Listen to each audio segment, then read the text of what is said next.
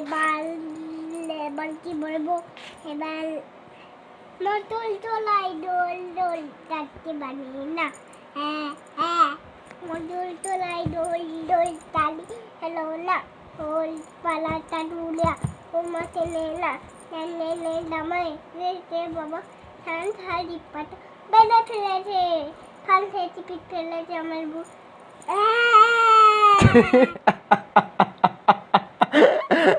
এরকম করেছিল একদম ঠিক ঠিক ঠিক। তারপরে আর একটা জিনিস, ওইটা কি যেন বললো, কি যেন বললো ওটা, বিয়ে দিয়ে দেবো, বিয়ে দিব ঠেন মুড়ে বিয়ে তিনটে মনে বিলাই।